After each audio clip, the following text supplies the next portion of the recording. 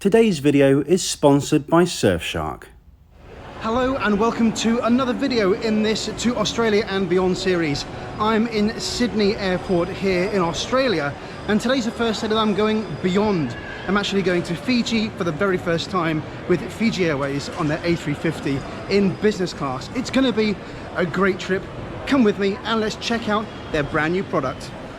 I'd been staying at the on-site Ridges Hotel, which offers great airport views from the rooms. It's kind of strange editing this video and seeing the Qantas Boeing 747, which is now retired, having signed off with a pleasure flight for enthusiasts from Canberra recently. FIJI Airways business class gives access to the premium check-in lane, which had no queue. I'd actually forgotten this airline is an affiliate member of the One World Alliance in their Connect program. Business class also allows access to the priority security lane here, although my experience with Aussie airports on this trip is that security was never an issue anyway.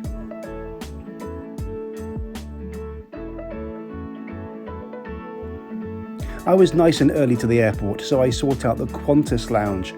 Thanks to FIJI Airways being a Connect partner in the One World Alliance, you're able to use the Qantas business class lounge when flying FIJI Airways in business class. The lounge here is fairly straightforward and was very busy. You can definitely tell this is pre-pandemic, but there was an array of decent food.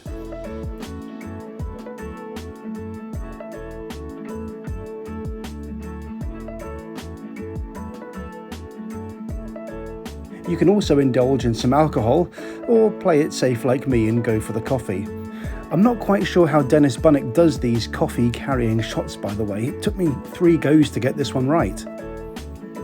There's plenty of natural light here in the lounge, but the view of the runway is sadly obscured by the terminal buildings.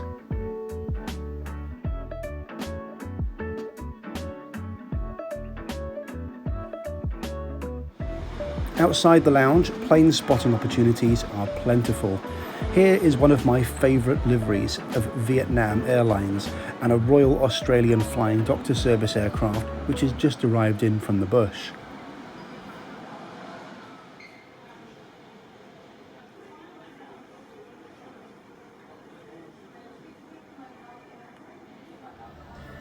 Oh, and I just want to kick off some drama in the comments here by saying Tim Tams are overrated by British people and penguin biscuits are exactly the same. So there you go, have fun with that one. Today's video sponsor is Surfshark, an award-winning VPN, virtual private network. VPNs can spoof, perfectly legally, your device's geographic location, giving you lots of advantages, like unblocking blocked content, staying safe on public Wi-Fi, and leveraging lower prices online. Sometimes this works with plane tickets, and I'm back with another example.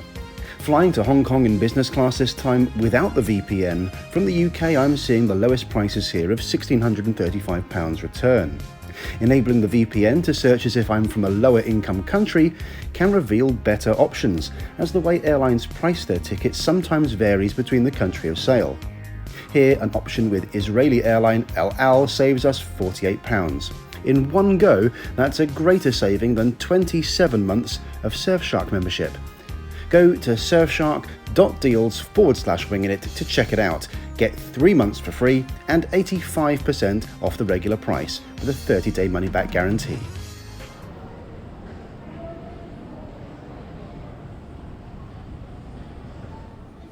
FIJI Airways has 2 Airbus A350s in the fleet, which it has decked out in a striking livery featuring tapa, the traditional patterns of Fijian fashion.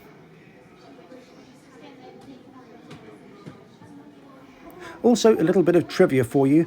Fiji is the only republic in the world that retains the Union Jack on its national flag.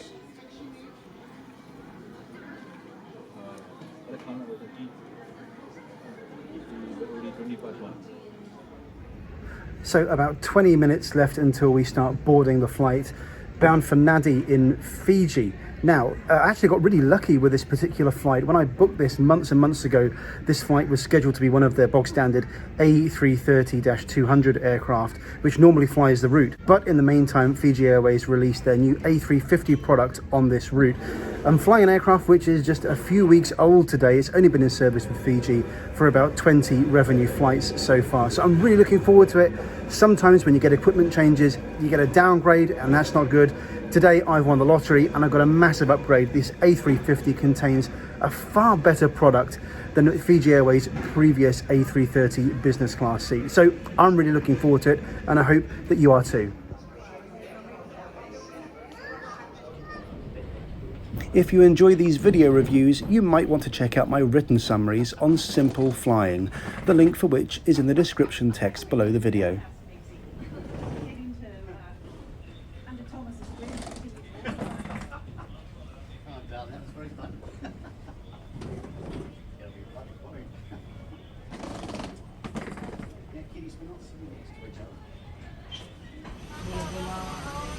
Hello. Welcome on board. Thank you. You just cross over, please, and make a Thank you. left. Hiya. After a quick bula from the crew, I turned left and was very impressed by the new cabin, which features 33 Collins Super Diamond business class seats. The two A350s in the Fijian fleet were originally destined for Hong Kong Airlines, but they relinquished their orders, and so Fiji were able to get their hands on them ahead of schedule. I love the white colour, which is quite unusual to see in an airline cabin, but that's because white will start to show its age quickly. Only time will tell with this one. Fiji Airways have decided to install overhead bins in the centre aisle of business class, but these are smaller than the ones by the window, just so you know.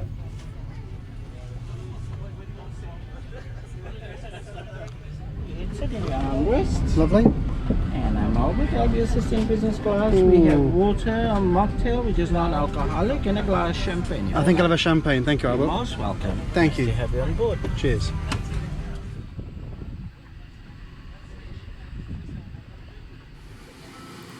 External cameras are absolutely awesome, and I'm glad the airline paid extra for this option. Love it.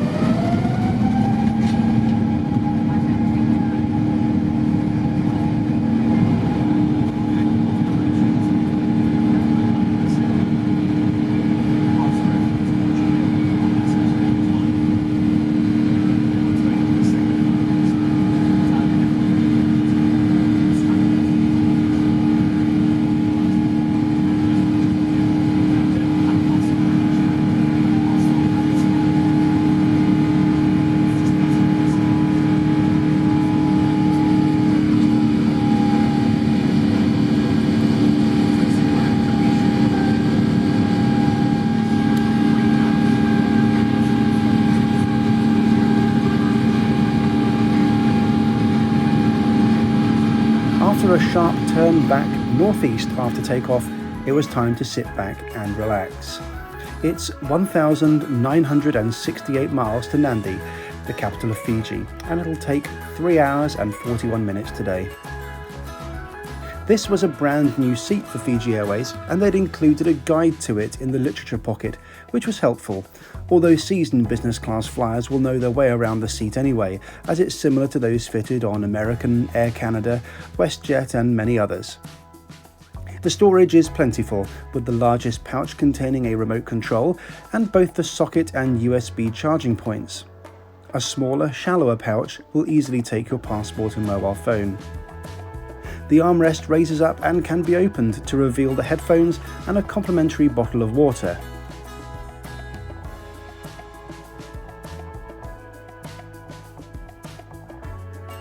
Behind your shoulder is a literature pocket and a fold-out reading lamp. The seat controls are sensibly located somewhere that you can't touch them by accident and are pretty straightforward.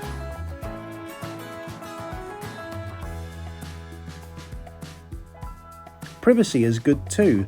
Sensible seat placement and a small privacy screen mean you won't be looking at any other passengers during the trip. The only thing that's fiddly about the seat is the table, which takes a while to find the knack required to unleash it. But once deployed, it's big and sturdy and can move to allow you out of your seat. And one more thing, the airline paid for at-seat air vents, which are essential in my view and still not standard on new aircraft. Fiji Airways is a small airline from a small but proud country, and so their main differential is in the service and food. A gin and tonic is my go-to drink during any lunchtime flight, and this was served with savoury bites.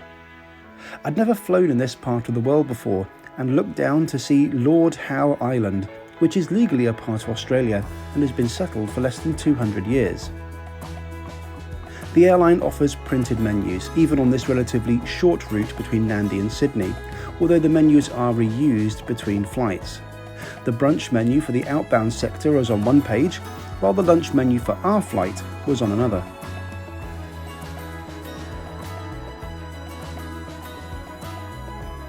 Overall, the food was pretty good, and I think this is the only time I've seen garlic bread served at 30,000 feet.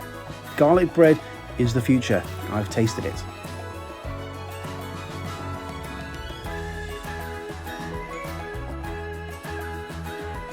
The main course was a grilled walu fillet, which I was happy to see as it's a dish local to Fiji. This was excellent, served with a green pea risotto and a slice of pumpkin.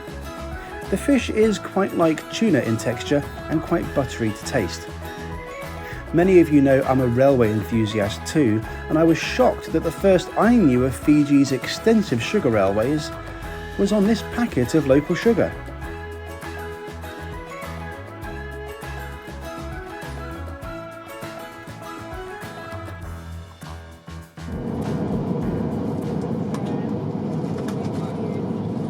This aircraft was almost brand new, so it's no surprise that it looked fantastic. The standard A350 toilet is a reasonable size and was spotless on this flight.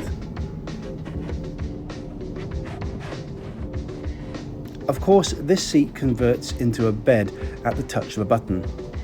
Surprisingly, the airline supplies bedding on this short daytime flight, so I took my chance to test out the bed. No problems at all. The bed is about 80 inches long, which is well over 6 feet. The in-flight entertainment selection wasn't as extensive as you'd expect on other, bigger airlines, but this is understandable. Airlines have to make trade-offs somewhere, and entertainment is fairly low on my list of priorities.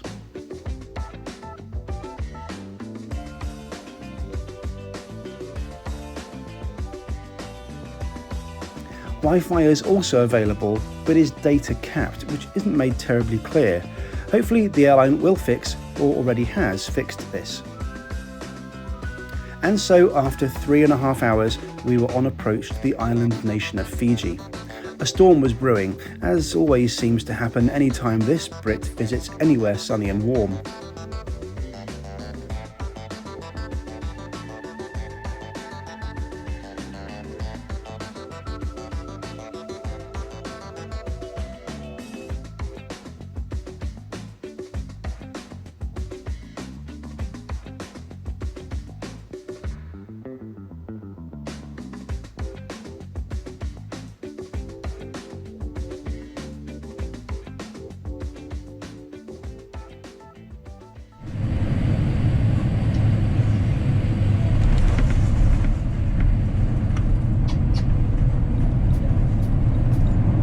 Overall, a very enjoyable experience with Fiji Airways.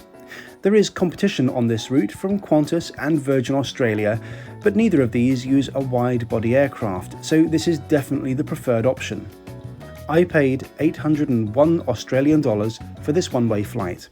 Well worth it to make this video for you, I think, and it works out at about £420 sterling. Don't forget to visit surfshark.deals/wingin for 85% off and 3 extra months for free of Surfshark VPN.